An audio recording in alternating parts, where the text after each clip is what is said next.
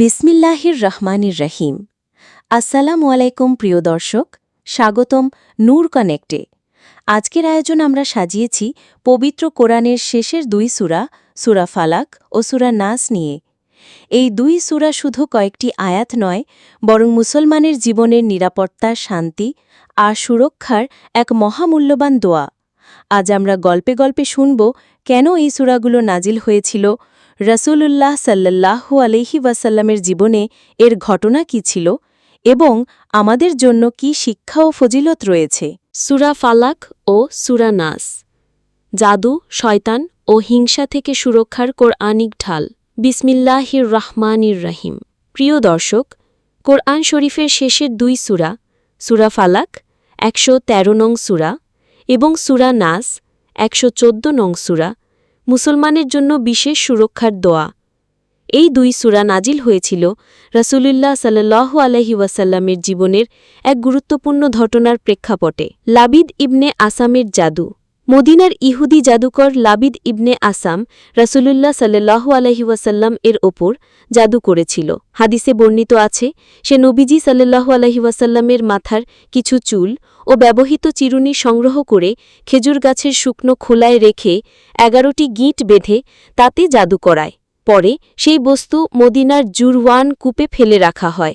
জাদুর প্রভাবে নবীজি কিছুদিন অসুস্থ হয়ে পড়েন। তিনি মনে করতেন কিছু কাজ করেছেন, অথচ বাস্তবে করেননি। উপায়।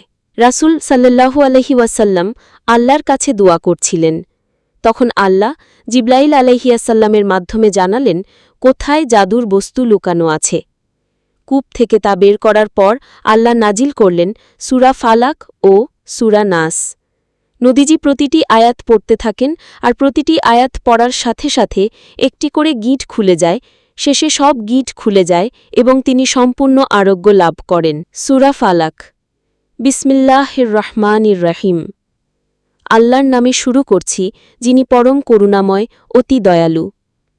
কুল আউযু বিরাব্বিল ফালাক।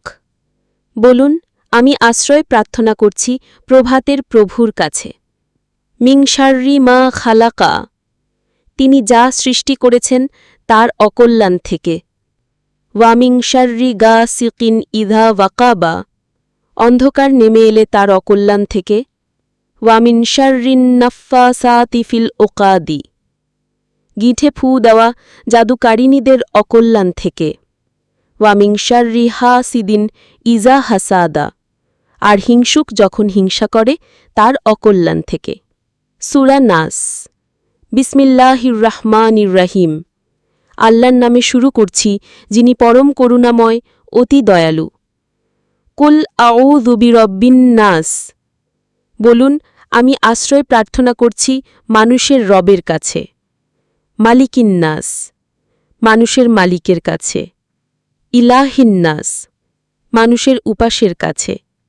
মিন শাররিল ওয়াসওয়াসিল খান্নাস। কুমন্ত্রণা দানকারী শয়তানের অকল্যাণ থেকে। আল্লাযী ইউওয়াসওয়িসু ফি সুদুরিন নাস। যে মানুষের অন্তরে কুমন্ত্রণা দেয়। মিনাল জিন্নাতি ওয়ান নাস। সে জিন হোক বা মানুষ। শিশুদের সুরক্ষায় আমল। রাসূল সাল্লাল্লাহু আলাইহি ওয়াসাল্লাম তার নাতি হাসান ও হুসেইন রাদিয়াল্লাহু আনহু এর ওপর নিয়মিত এই দুই সূরা পড়ে ফুঁ দিতেন। এতে তারা শয়তান, খারাপ জিন, অশুভ দৃষ্টি ও হিংসা থেকে আল্লাহর হেফাজতে থাকত। আজও মুসলমানরা এই আমল করে নিজেদের ও শিশুদের সুরক্ষিত রাখেন। ফজিলত ও আমল। ১. সকাল সন্ধ্যায় ৩ বার করে পড়া সুন্নাত। ২. ঘুমানোর আগে শরীরে মাসাহ করে পড়া নবীর আমল। ৩. শিশুদের হেফাজতের জন্য শরীরে ফু দেওয়া উত্তম। ৪. জাদু, শয়তান ও হিংসা থেকে বাঁচার জন্য এটিই সর্বশ্রেষ্ঠ দোয়া।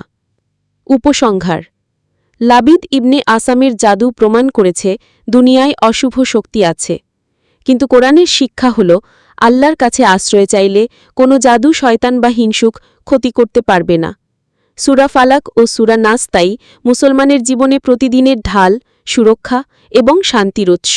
প্রিয় দর্শক, আমরা দেখলাম ইহুদি জাদুকর লাবিদ ইবনে আসাম যখন রসুল সাল্লাল্লাহু আলাইহি ওয়াসাল্লামের ওপর জাদু করল তখন আল্লাহ তাআলা তার হাবিবকে রক্ষার জন্য নাজিল করলেন সূরা ফালাক ও সূরা নাস। এই দুই সূরা আমাদের শিখিয়ে দিল আল্লাহর কাছে আশ্রয় নিলে কোনো জাদু, শয়তান বা হিংসুক আমাদের ক্ষতি করতে পারবে না। তাই প্রতিদিনের জীবনে এই দুই সূরা পাঠ করা আমাদের জন্য এক অপরিহার্য আমল। এমন আরও ইসলামী আয়োজন পেতে আমাদের চ্যানেলটি সাবস্ক্রাইব করুন, ফেসবুক পেজে লাইক ও ফলো দিন। ভালো থাকুন, সুস্থ থাকুন। আল্লাহ আমাদের সবাইকে তাঁর হেফাজতে রাখুন। আল্লাহ হাফেজ।